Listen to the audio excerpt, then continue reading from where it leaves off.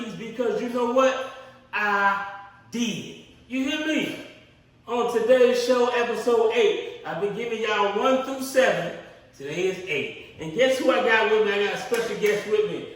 An ambassador, an entrepreneur, a leader, a teacher, a running back who put up numbers back in the early 2000s. Oh boy, I'm at a loss for words of how great this brother is. And he is here today, one of DeKalb County's finest, not only athletes and teachers. Jersey about to get retired at Stone Mountain High School. I am honored, and it's a privilege to be sitting right here with my main man, Coach John Williams. Thank you, man. I'm glad to be here. I've been watching the show. Hey. I've been watching all the episodes, and I'm just excited to be on one and be here to chop it up with you. Every time I'm watching, I always got my viewpoints and things that I, think about that I might want to chime in on. So, it's real good to be here today. It's an honor and a blessing to be here to talk to you about the sports that we got going on, man. It's a lot going on, man. It's a lot going on. I've been doing a lot. You've been doing a lot. We're going to start like this here. I've been doing my power rankings because next week the NFL start. Is it next week or the week after? Well, next week is mostly like Labor Day weekend where a lot of fantasy football drafts and things happen. Yeah. So then that Thursday after Labor Day kicks off the season with the first game. I think it's Eagles Cowboys? Eagles Cowboys. The weak ass boys and the Champagne boys. That's going to be a good one. I got at 16 on my power rankings. If you go back and check my past series, I've got 1 all the way through 20 coming up. This is 16. At 16, I got Pittsburgh on my NFL power rankings. A-Rod, I think, under the hot seat, Mike Tomlin was under the hot seat. He has to get a playoff win this year, and I think he went and got A-Rod. A-Rod coming off a bad year because the Jets just wasn't it. And I think this Pittsburgh organization is it, and I think that's why they went and got him. And they got Metcalf. What else they got? They got Metcalf, they got Rodgers, and they got Tomlin. And that defense is always stout. Yeah, and they got some new running backs too. I'm a undercover Pittsburgh fan. I'm a Falcons fan first of all, but I was born in Philly, so I do Southwest Danger Zone. Like the Eagles. I do like the Eagles too. And I like Pittsburgh. You like the Champagne boys too? Oh yeah. I like Pittsburgh too. So, I'm a little impartial. I know they got some new weapons. They got some new running backs. They got a new quarterback. They got a new receiving core. So, they got a whole new identity. I mean, there's a couple pieces that's still the same. I know they got Freiermuth still at tight end. Yeah, they got some damn weapons out there. And that division though. That's the toughest division in football. You think so? Yeah. You think they better than NFC North? You crazy. The Vikings, Bears, Lions. The Steelers, Bengals, Ravens, and the Browns can beat you at any given day too. Especially that dog pound. That dog pound don't play, boy. I think that's the toughest division in football, if you ask me. And to all the people watching us today on episode 8, y'all chime in, like it, subscribe it, and tell us what you think if Pittsburgh should be ranked 16 on the power. 17. Once again, like I said, it's your boy Ali. I got my co-host with me, Coach John Williams, the coach of the wrestling team, track team, am I right? Yes, sir. And a future retiree jersey number at Stone Mountain. If Stone Mountain need to really start looking into hanging up jerseys in that gymnasium, because this boy been putting up numbers, and he went to Sanford. Them boys almost beat Kansas in the NCAA tournament 2 years ago. I mean, we were talking on the phone now. I said, y'all almost did it, man. Almost did. Almost pulled it off. Shout out to them boys at Sanford. Go Bulldogs. Go Bulldogs. Like I said, at number 17, I like this kid, man. Caleb Williams, man, I like the guy. I think he only throw darts. I don't think he could just, he bam, and that's it. Like, I don't think he could just, he got a firearm. He got weapons now. Swift is out there. He got Moore and receiver. That defense, though. I had the defense on fantasy. My silly self dropped him. I won't do that this year for you bum on Ballers Club, I'm coming to get you. I'm coming to get you. I swear to God on everything I love, I'm coming to get you. But at 17, I got the Chicago Bears. What you think about that, me having them at 17 on my NFL power ranking? You think I'm putting them too high or too low? Well, they do play in the toughest division in football, according to you. Yes, Vikings. Go Vikings. But at, what's that, 17? 17, sir. I don't know. I mean, they did show some promise last season. Yeah. It's clear that the rookie is coming into his own. My thing is going to be, you know, the sophomore jinx kind of thing with him. Yeah, that's true. That's true. A lot of times in the NFL, you got these guys that come out as rookies and they have success because a lot of teams don't know what throws they like, what they can and can't do for real. But after the first season, teams have a whole binder on each quarterback that they're going to play. So last year they didn't have a binder on Caleb Williams, so he was able to surprise some people and he put up some pretty decent numbers. But this year I'm interested to see if he's going to put up the same, if not better numbers with everybody having a notebook on him now. They got a notebook. What you think about Swift, man? I think he's an awesome running back. He put up big numbers at Georgia. He was outstanding at Georgia. It seemed like since he left Philly, he just been like, should I pick him up on FanDuel? Should I pick him up on Fantasy? Do he give me enough points? Can I win with him? Can I win with Swift at running back? Coach, what you think? Swift is a big play guy. He's almost like a feast or famine kind of guy. You know, he's gonna feast or he's gonna starve. You know what I'm saying? So it's a hit or miss sometimes with him. I know I had him 1 year for fantasy, and you know it was some days where I got frustrated and I might have put him on the bench because he wasn't producing for like consecutive weeks. Inconsistency. But that week I put him on the bench, he'll go for 30, and so that's kind of frustrating with. You know, that hit or miss type of thing. So I'm hoping to see some more consistency out of him. I don't think that's a bad position, 17. 17 years, like in the middle, right? That's It's on the outside looking in, and I could see them having a shot like that, especially like you said with that defense. Yeah, anytime you got a good defense, defense crazy. you know, you give yourself a better chance in the NFL. But they do got to prove that they can run the football. So and a great safety blanket he has, Cleveland. From Michigan, the rookie tight end, they drafted him, which was a great pickup because I think every quarterback, I'll tell my nephew this, every quarterback should have a safety blanket, either the running back or the tight end. Right. You know what I'm saying? Just to get them out of trouble when you go through your progression and all that. And they will bail you out, and they're reliable. They always reliable. So with that, at number 17, I got the Chicago Bears on Ali's NFL Power Rankings. Sit back and watch. Sit back and listen. I got my co-host with me. We here today. Coach John Williams, one of the best running backs I've ever seen, and one of the best running backs you're going to see because they're never going to be retired. At 18, Ali's Power Ranking. It's your boy Ali, man. I'm back like I left my keys because you know what? I did. At 18, I got Arizona Cardinals, man. Like this is the like end of the middle of the pack when you get to these teams. These teams right here, they just so iffy. Kyler Murray, you got a new coach. Dude who came from Cleveland. I think this is his second year there. He's good. Kyler Murray is amazing. I think Marvin Harrison Jr. has to step up. Well, he has. I think he got bigger. He got bigger.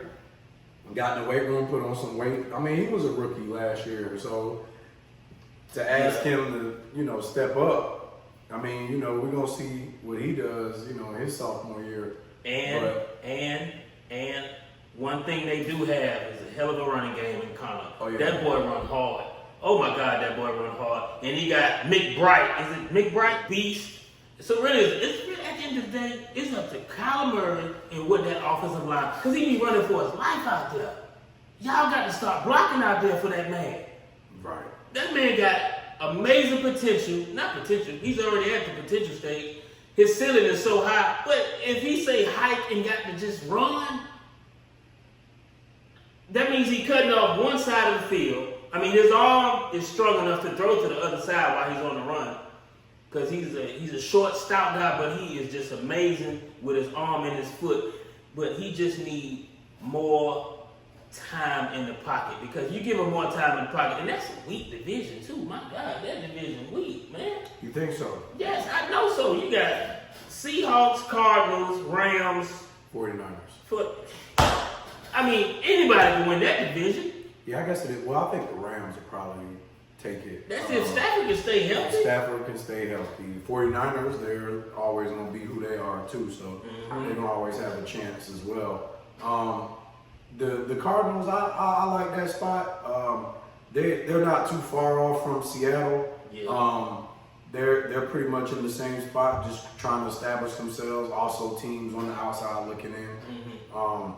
But yeah, like you said, Kyler Murray got plenty weapons. They just got to do a better job protecting them. Because it does seem like when you're watching the game, you know, he's always running crazy, running for his life.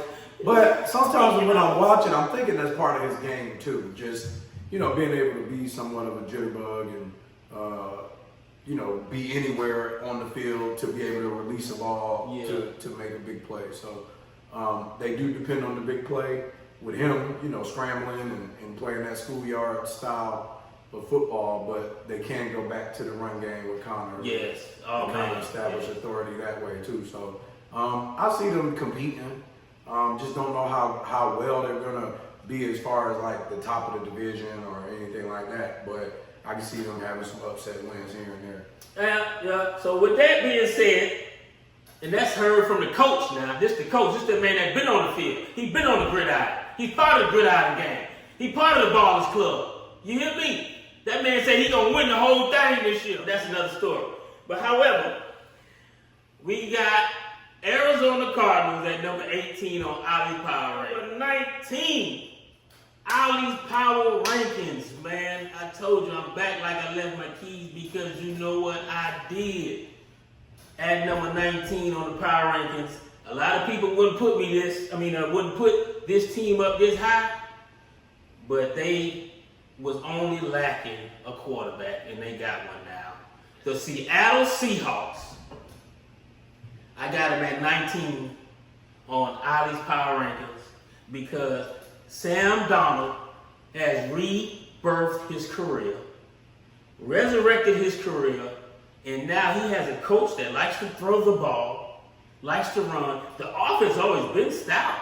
Now they got Cooper Kupp with them, another great safety blanket. They got Kenneth Williams III, Zach, another running back. Charbonnet. Yes, I'm sorry, Charbonnet. You said Kenneth Walker? Kenneth Walker III. Right. Kenneth Walker III. He a dog. He a dog. Charbonnet a dog too. Charbonnet a dog. They got two good running backs. And I forgot that they got Cooper Kupp because they also got JSN. They got JSN. My thing with Darnold was, you know, he had success last year because he had weapons. So now he's on a new team. And I feel like he got weapons here. Oh, he got weapons. Now the weapons ain't as great as the ones he had. However, with weapons, you see what he can do. You see what he can do with a weapon. Yeah. I mean, I think he got a raw deal in New York. You know, I'm telling you, rookie quarterbacks, if you don't produce like the first 2 years, it's like they overlook you, and then you got to find a way to resurrect your career because it's new players coming in every year. Yeah. You know what I'm saying? And Sam Darnold signed a $100 million deal, $100 million plus deal with Seattle because he impressed them so much to resurrect. He signed a big money deal. And I'm proud of the dude because this far in your career, you don't get them kind of money deals no more. No. Especially when you haven't been producing. Right. Well, he produced last year. I had him on a couple fantasy teams and was able to kind of plug him in as a substitute and get some good points out of him. Definitely last year, because you had him last year. You picked him towards the end. Right. You know. So I was able to use him, you know, on the bench, off the bench, or you know, with my quarterback situation. And he paid dividends. You know, he was throwing the Jets, but you know, he has good weapons on this team. So I think if they can find a good balance between the run and the pass, I think they'll be able to put enough points up to compete and surprise a few teams. I would say that them out of the division, they could win it. Like you said earlier, I mean, it's wide open in the West. The Rams, you know, they got a couple question marks, but they would be the heavy favorite to me. But you know, as far as the other teams, they're not too far behind. Yeah, I hope the old Seahawks fans will come back to life. Because at one point, it was Seahawks people all over the place. Now you can't find them nowhere. I used to see a guy, he used to paint his face. You remember him? He's like the Ultimate Warrior or something. He was the Ultimate Warrior. He was shaking the thing. Man, Seahawks. I remember that guy. I haven't seen that man. Where is that guy? Where is that guy? Junior, if you're out there, the Seattle Seahawks are looking for you. You got Donald, you got Cup, you got Kenneth Walker, you got Zach, and you got a good defense. So if you can, put your paint back on. Put your paint back on, and brother. come on back to the Seahawks. At number 19 on Ali Power Ranking, Coach and I have the Seahawks at number 19. At number 20, Ali got Las Vegas Raiders. Sin City, Pete Carroll, Austin Gentry. Guess what they got now? I like Antonio Pierce a lot, man. I like the brother. I think he got a bad deal. They fired that man without a quarterback. Once when they hired Pete Carroll, guess what they let him do? Go get a quarterback. You know, black coaches sometimes have a bad deal, bro. You know, especially in the big time leagues, especially the NFL. And when Deion said it best, he's bringing his luggage with him, and the main thing in your luggage is your quarterback. And when he did that, you see the success he had. That's what I'm saying. So Antonio Pierce, I feel like need to get another job at coach because you didn't have a quarterback. Let that man get a quarterback. Let that man bring who he need to bring, and let him lose with his people. Right. You know what I'm saying? Didn't let me go after that. Let me lose with my people. Okay, I'll take that. But if I don't have a quarterback, don't fire me, man. But however, at 20 on Ali Power Ranking, I got the Las Vegas Raiders. What you think about that? They're another team on the outside looking in. And, you know, as you was talking about them, I started thinking about everybody that's on the team. Ooh. And they kind of loaded. What? You know, I agree with you with the Pierce situation. A lot of times coaches our color, they get hired to do a lot of cleanup jobs. And then when the job isn't cleaned up fast enough, you know, they'll be ready to let them go. So, yeah, I think he did get a raw deal there. I do agree with you on that because, you know, it was an organization that was kind of falling apart and they were in the process of putting it back together. So I feel like what you do is you stick with your coach through the process, and I don't think that's what they did. Now, at the same time, we don't know what happened behind closed doors either. So, That's true. you know, you always got to consider that too. So I don't really know because in the world of business, you know, things can get kind of tricky behind those closed doors. So I do like the outlook on the Raiders though. They got a good situation, new coach, new energy, new quarterback, same tight end, Brock Bowers. Oh my goodness. What a safety blanket to have. Man, he's always been elite, and he came right into the NFL as a rookie and was elite. Matter of fact, I was able to draft him in one of my leagues and have him at tight end, and of course, you know, He put up numbers. he put up great numbers, and even through the playoffs when their quarterback situation was constantly changing, I'm talking about he was able still. to consistently put up good yards, touchdowns. So, you know, having him is a great thing. And then they draft this running back. Oh my God. And, you know, I think they're on to something. You know, they lost Josh Jacobs last year. So now they kind of replaced him with Genty. And I think that's a younger set of legs that I think will be effective running the football. So, you know, you put that with Jacoby Myers, DeKalb County product, Arabia Mountain High School. Arabia Mountain High. I didn't. You just see. Did you know that? DeKalb is doing so much good out here. I'm telling you, DeKalb County is amazing when it comes to sports. Shout out Jacoby Myers, DeKalb County. Shout out, hey, you know who recruited him? Jatavius. Jatavius Sanders. We love you, man. Yeah. We love you. We see you out there doing numbers out there at Alabama. He's still at Alabama, isn't he? Yeah. Yeah. So you got all these weapons in the Raiders, and you know, a lot of times with the pros, I think it's the coach that gives the team the attitude, because all these guys are pros, right? Yeah. Like all of them have elite bodies, they have elite speed, they have elite, you know, but it's the coach that can bring out the best in the players, I think, that gets the most out of each season. For example, that's why you see Andy Reid always there, because I think he's the type of coach that gets the most out of his players. I'm gonna try to stay on topic, so we'll stick with the Raiders. But Pete Carroll is the same kind of guy. You know what I'm saying? Definitely. And they'll be playing this year twice. Pete Carroll versus Andy Reid. So that's gonna be, man, that's gonna be some good stuff. And you know what? And Kobe Bryant had over 1,000 yards receiving without a quarterback. So imagine what he would do with they say Geno Smith. He's a good value quarterback. Just like Brock is. Can I say this too? Yes, you can. Kobe caught all those yards, and he was also competing for the football with guys like Brock Bowers. Remember, they had Devontae Adams for a second before he went to the Jets. So he was pretty consistent through the season last year, and I think he's going to continue to be that way, especially with Geno Smith. Geno Smith is a good veteran. A good value like, veteran. Good veteran, knows what's going on. Played behind Eli for a while and got experience, and was able to go to Seattle and have success, you know. And he's another one. He's another one that resurrected his career late, you know, because he got a fair deal. He was with the Jets too. So there's something bad about that Jet organization, man. I'm sure they're at the bottom of your rankings. You know what I'm saying? Pretty sure We might not even get to them.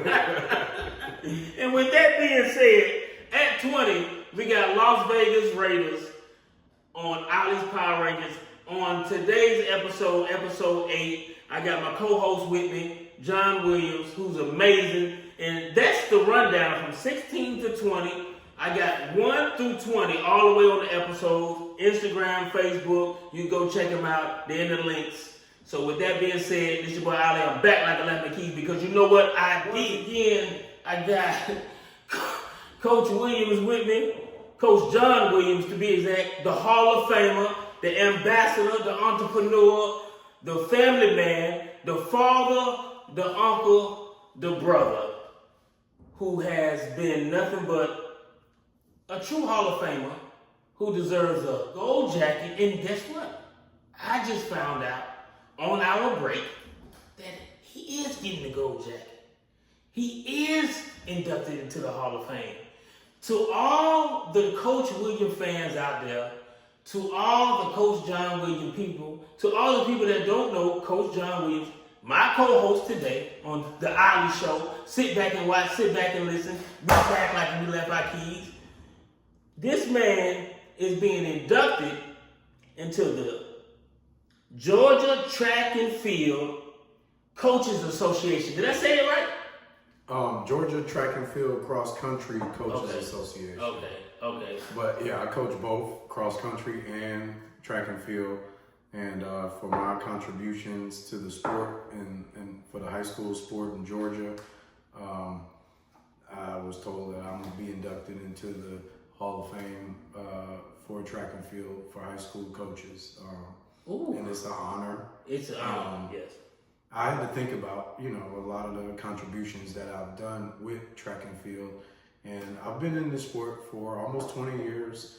I've coached a lot of state champions, you know, and I've gotten people started their journey into track and field, you know. So very honored and humbled to get my flowers, so to speak, for what I've done for the sport. So it's a really great thing and a great honor. So we got to give a round of applause right now. And while y'all watching, give another round of applause for this brother John, Coach John, who's been and will be inducted to the Hall of Fame. And also, let me ask you a couple questions about track and field. Let me ask you something. I got a little nephew. He is slow. How does he get faster? For any athlete out there that wants to get faster, that wants to build their endurance up, their fatigue up, wants to get faster, wants to get more explosive, you're the track man. What do they do? Well, if you break down track and field to a science, there's two ways to get faster scientifically, okay? So number one is increasing your stride length, meaning increasing the distance that your steps are taking as you get down or around the track. The second way is to increase your turnover rate, the speed at which you do that. So as long as you're focusing on increasing your stride length and increasing the speed in which you run, those are the two components that you have to focus on when you're getting faster. So a lot of my workouts and training, preseason training, is geared towards helping people improve that part. Improving their stride length. We do a lot of hurdle drills, but these are sometimes the speed hurdles, or they call wickets. So we do a lot of wicket drills, and we do a lot of quick stuff.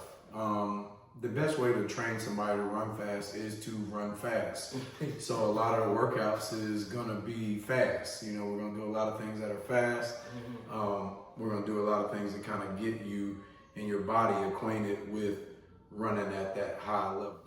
So for athletes, I hope y'all taking notes.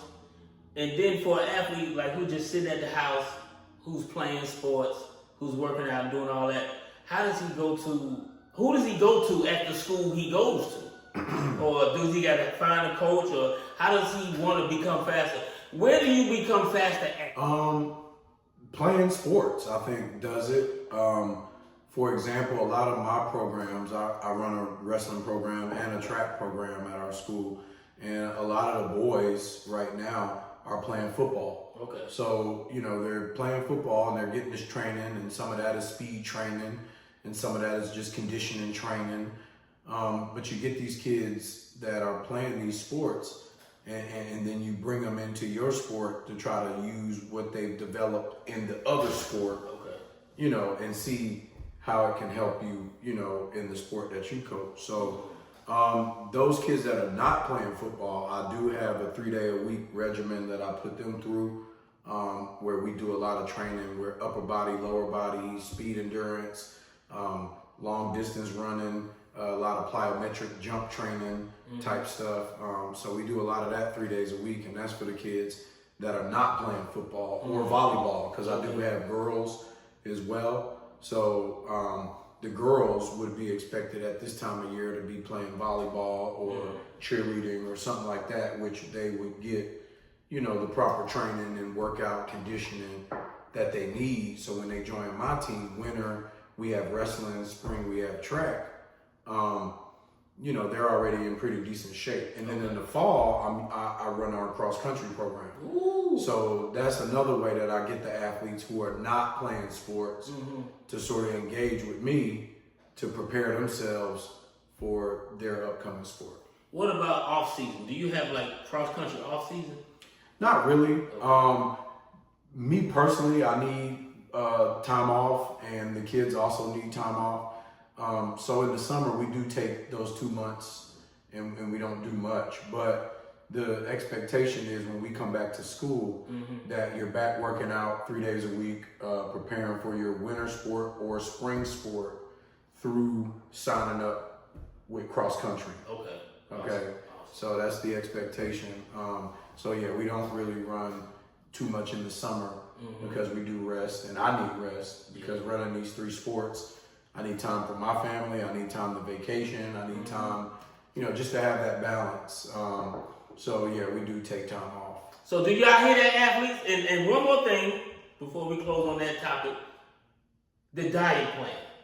How should kids eat? Athletes eat when they're trying to get faster, trying to get more explosive, trying to build their strength up.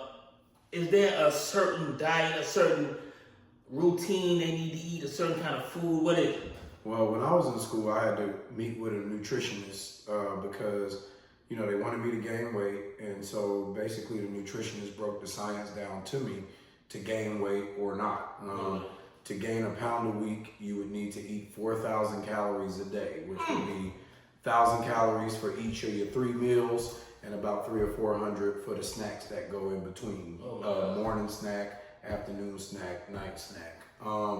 And so you'd be on a feeding regimen if you want to gain weight. But if you want to maintain weight, you want to eat somewhere, 3,000 and under to maintain. But the main thing is, your foods are calories, and so you got to kind of intake certain calories to either maintain or gain or even lose. And those 3 calories are made up of proteins, carbohydrates, or fats. And so those are the rankings in which you should intake these things. Proteins first, you should be taking a lot of proteins, followed by carbohydrates, and then last is fats. You shouldn't be eating a lot of fatty stuff.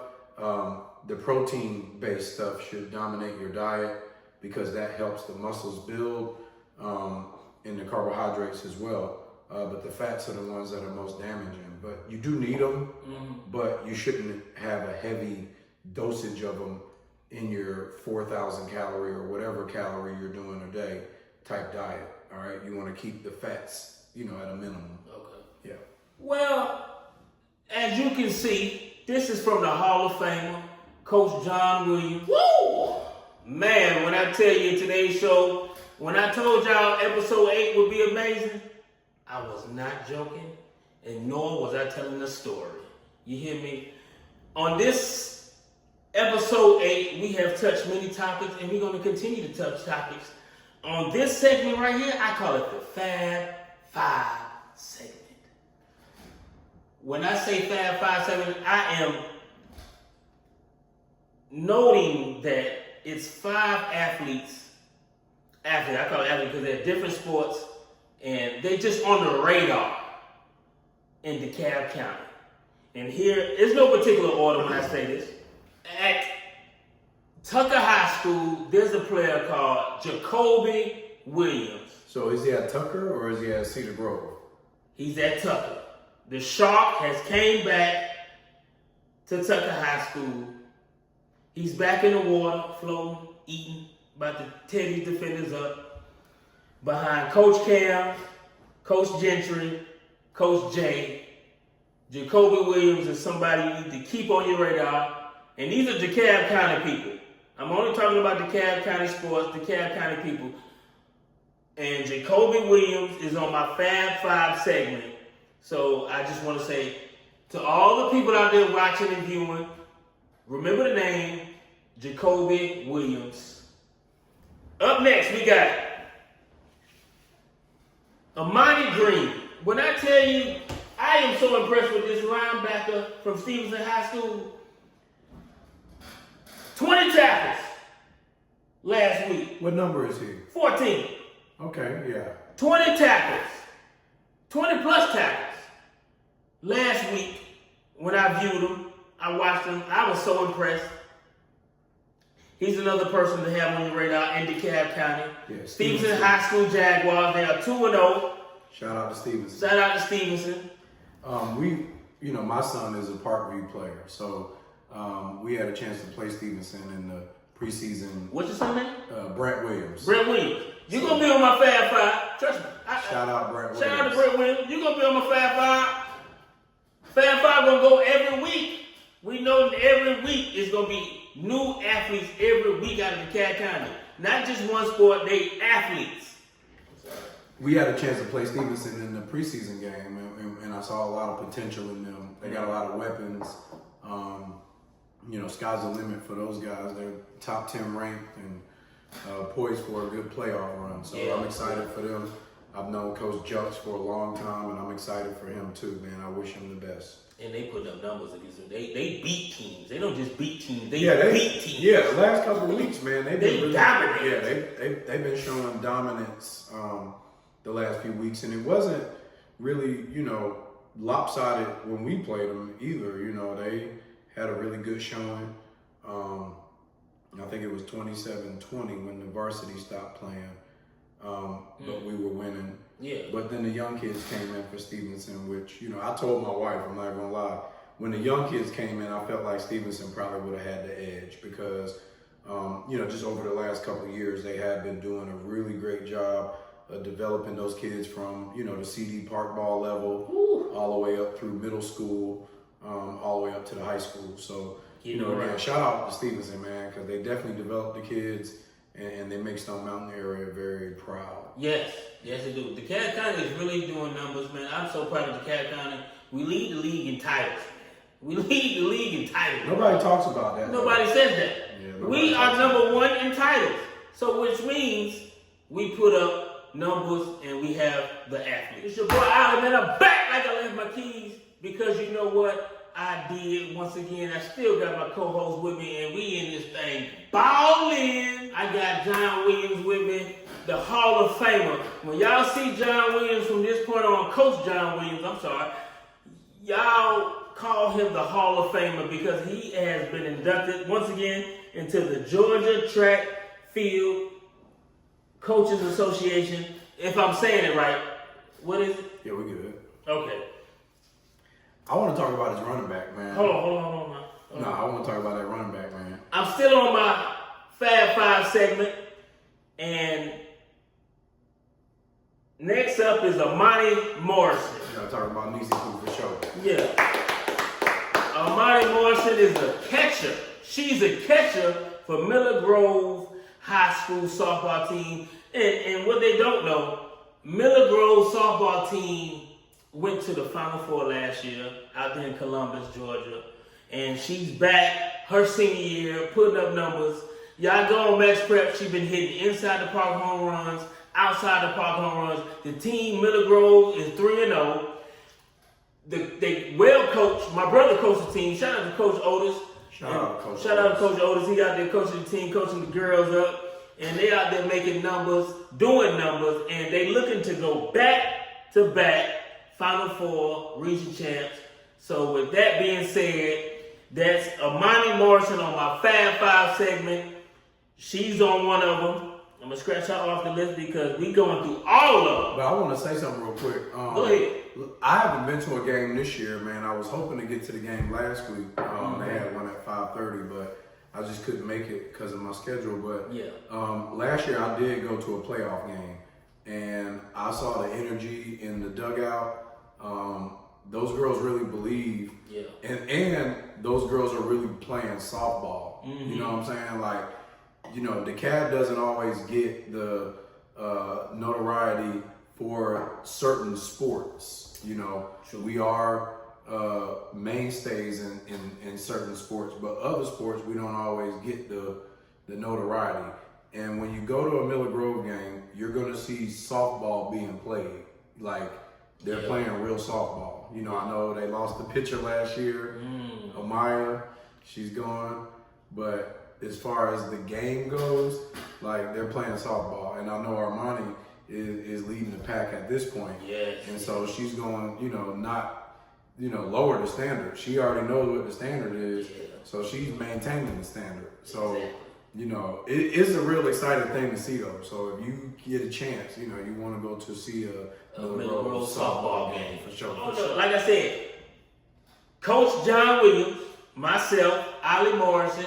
This is the segment. It's called the Fab Five segment. We highlight 5 athletes out of DeKalb County.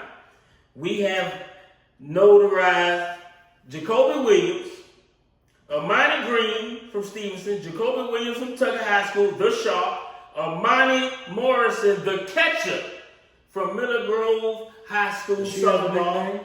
And next we got Manny Green from Cedar Grove High School. Y'all, when I tell y'all Manny Green is in the top 50 ESPN, all high school players in the world. This dude is a beast.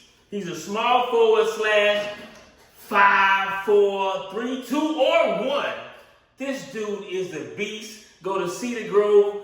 They went to the championship last year, lost in the championship, and I'm sure they're looking and will go back to the championship because they are representing DeKalb County, and I am so impressed with DeKalb County athletes, DeKalb County schools, and you're a DeKalb County person, you're a DeKalb County coach. What you got to say about Manny Green right here? Yeah, I've seen some film on him, and like you said, I didn't know what position he played, you know, because it didn't really say it in the film that I saw. Yeah. So I was wondering, you know, is he a 5, is he a 4, is he a 3? And then come to find out, he plays all of them. So yeah, he can play all 5, really. You know what I mean? But yeah, man, he's got great size. I saw his explosiveness. He's an explosive guy. he's really exciting to watch. It's looking really good. DeKalb County's always had great athletes. As Ali said, I'm actually a product of DeKalb County. Talk to me, man. Class of 2001. Hey! Yeah. Okay. DeKalb County. Okay. But we've always had great athletes, and Manny Green is definitely one of the next ones up to get the spotlight and sort of carry the torch for our county. Man, hey, listen.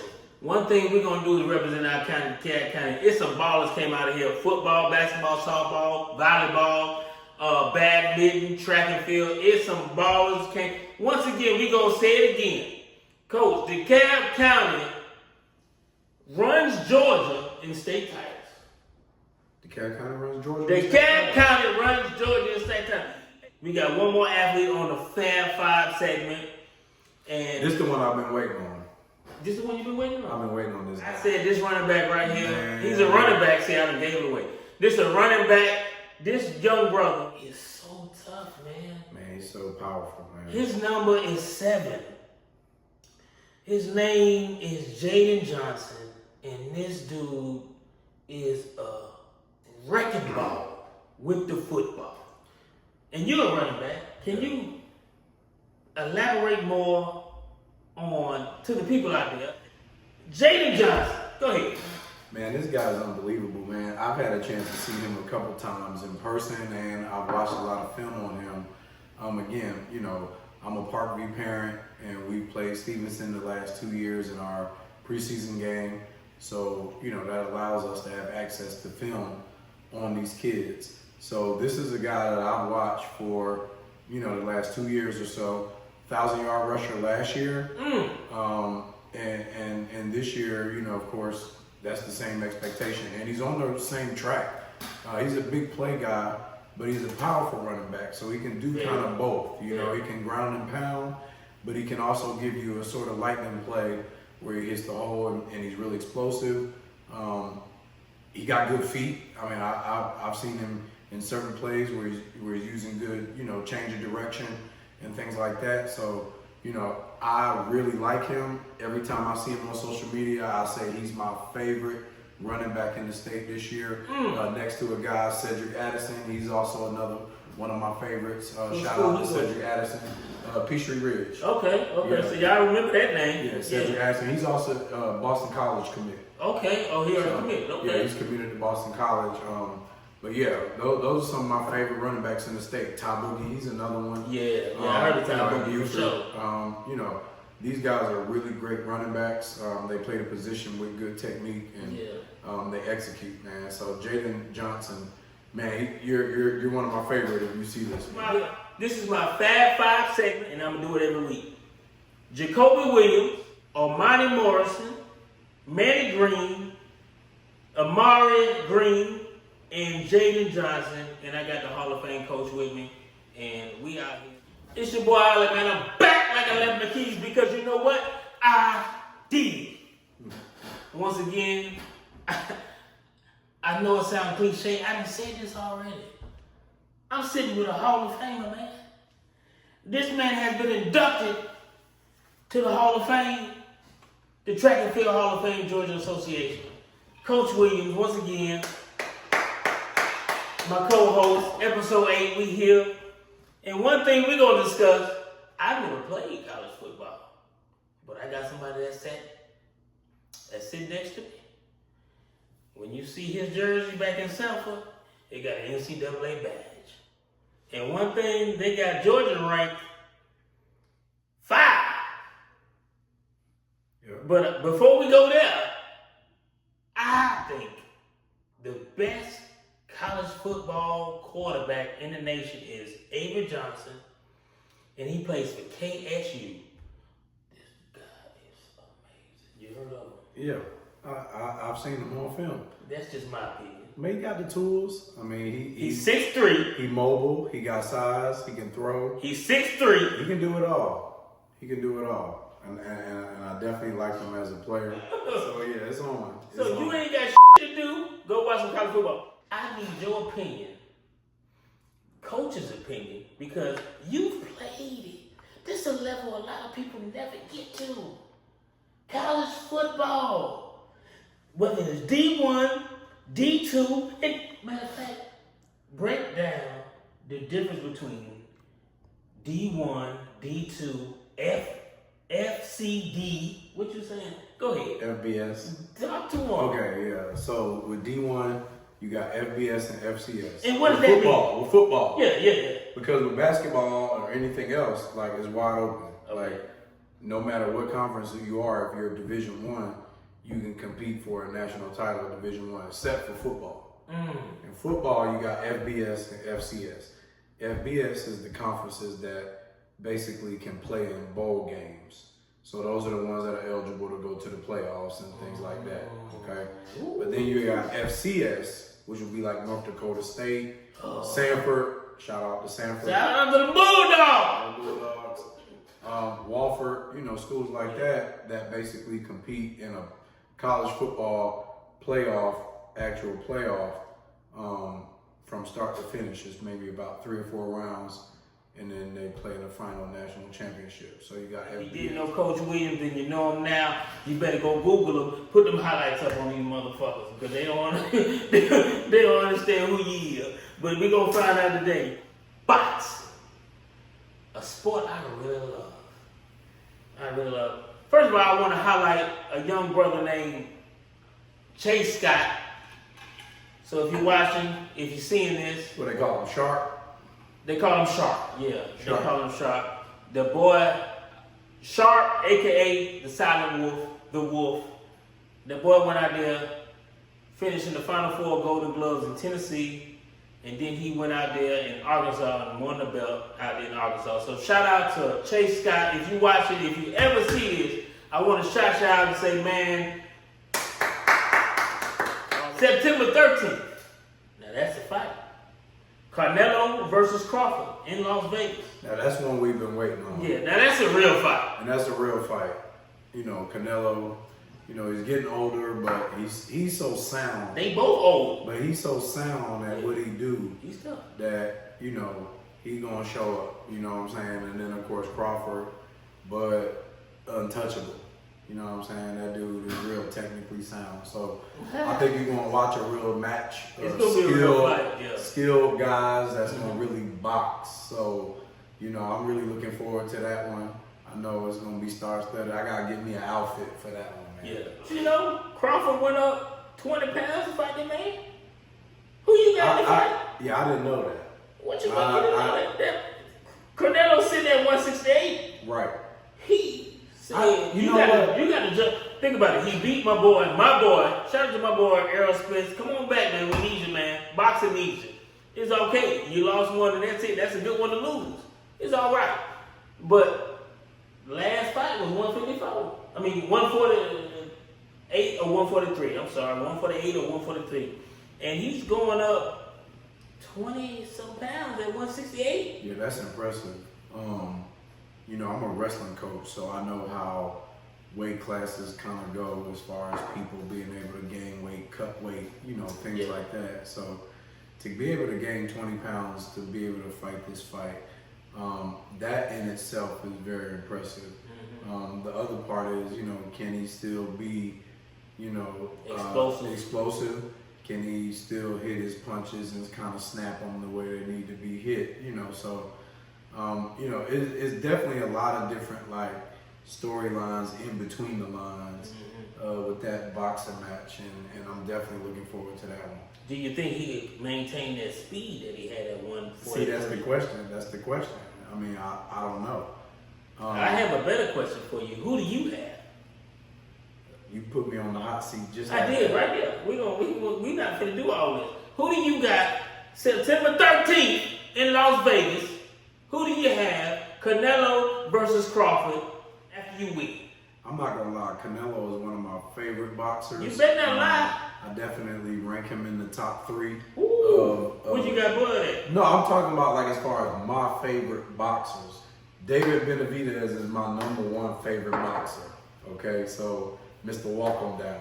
We'll talk about him in a minute. But Canelo's definitely one of my top 3 favorite because he's really tough. I really like his style. I'm gonna go with Bud on this one. You go with Bud? I'm gonna go with Bud on Well, this guess what? I'm going with Canelo, and I'm taking all bets Because that man ain't finna come up to 168 and beat Canelo. Now, with that power, you not finna do that. Okay, he didn't fight Benavidez because he scared him. They called him the Mexican monster. But guess what he said? I can beat this boy. That's what he said. I can beat this boy. November 22nd. David Benavidez versus Anthony Yarde. I'm going to start with the undercards. It's 2 undercards a lot of people don't know about. One of my favorite young boxers coming up in the game, Abdullah Mason. I put a lot of people on Abdullah Mason. This dude is a dog. He a dog. He's fighting Sam Noka. It don't even matter what his last name is. He's going to lose anyway. And then you got Brian Norman Jr. versus Devin Haney. And they've been talking so much shit. They've been on podcasts talking. They've been on like, this is November 22nd, right before Thanksgiving. Who do you got? Talk to me. Which one? You just gave me about 3 fights. Well, we already know the Mexican monster gonna win that. Oh yeah, Benavidez. I'm talking about who you got in Brian Norman versus Haney. Haney got a lot to prove. He's a bum. I think he's a bum. He got a lot to prove. He's not that good. But I think he's gonna hold firm. Mm. I think he's a comeback story because of course he had some misfortune and things that he was dealing with in his career. But I think this is gonna be the one that get him on the right track. So I'm gonna go with Haney on that one. And let me ask you a question. A lot of people don't know about Abdullah Mason. I found Abdullah Mason because I'm a boxing guy. This motherfucker could fight, man. When I tell y'all, please follow Abdullah Mason. YouTube him. Do whatever you got to do to follow him. He's fighting November 22nd on the undercard of Benavidez, the Mexican monster. Anybody don't know who the Mexican monster is, just Google it. YouTube it. And then, November 14th, we got the funniest thing ever happening down here in Atlanta. Down here in Atlanta, State Farm Arena. Get your tickets ready. We don't know what to say. As boxing come to this, Tank Davis has decided to not fight Roach, but to fight Jake Paul. I gotta respect Jake Paul. Jake Paul out here getting his money, man. Yep. I got it. Hey, Jake Paul, I fuck with you, bro. If you watching this, me and Coach rock with you because you out here getting your money. Absolutely. Yeah, he done beat up. I mean, bro for the brothers, but definitely, Jake Paul is doing his thing. Jake Paul doing his thing. He's out here fighting. He's fighting NFL players. He done worked his way up to fight a real boxer. He's fighting. What you got to say about that? I don't know. I don't think it's horrible. If Tank don't knock him down, if Tank don't knock this motherfucker out. We're in an age now where celebrity boxing is a thing, where these celebrities can come out and box real athletes, and so. But these are retired boxers. But now we've reached a new pinnacle because of course people could argue that Tank is still in his prime. He's definitely in his prime. And so he's boxing a celebrity boxing match, so to speak. He's not really competing for a title or anything like that, which at this point in his career. So he's not in his prime. He's on his way down. But he's still, he's at a point where, as far as boxing, I don't think he has anything to prove. So it's nothing wrong. You're supposed to fight Roach again. Well, again, why are we fighting again? Who won the first one? It's a draw. Okay, well. You gotta fight again. Let's fight. Let's fight again. But in the process of that, let's make some money. So, no, they were supposed to fight on the 14th. I understand that, but we can still make some money. And in this game today, It's all about the money. the world has come to that. I mean, it's all about the money, Oh my and God. that's pretty much where we're at. Jesus is on the main line. Yeah, I mean, Tell what you want. the world is sold for money, basically. So See, that's a whole nother episode right yeah, there. I'm not gonna talk about that too much, but You saying something now? Gervonta Davis this is a good payday for him to just kind of put on a show. And it's in Atlanta. In box, and of course it's in Atlanta. So Who do you got? that's going to be a great event. Who do you got now? If I have to make a scorecard and pick somebody, Nigga, they probably I doing think 3 rounds. Gervonta Davis is going to box him, and actually box him, show him what boxing is as far as scoring points, Yeah, he ain't gonna you know, things like that. I don't know if it's going to be a knockout, but I think it'll be a boxing match. So, you know, it's not like it's going to be a cakewalk, so to speak, but I think Gervonta Davis is going to sort of put on a class where he shows him That he can some boxing moves and how to score as a boxer. Because, you know, Jake Paul's still learning. He's an amateur. Sometimes I think he does this more for clicks and things like that, you know, but at the same time, you know, Gervonta Davis is a real boxer. So I think that's what's going to happen. He's going to put on a class. He's going to have a class. And with that being said,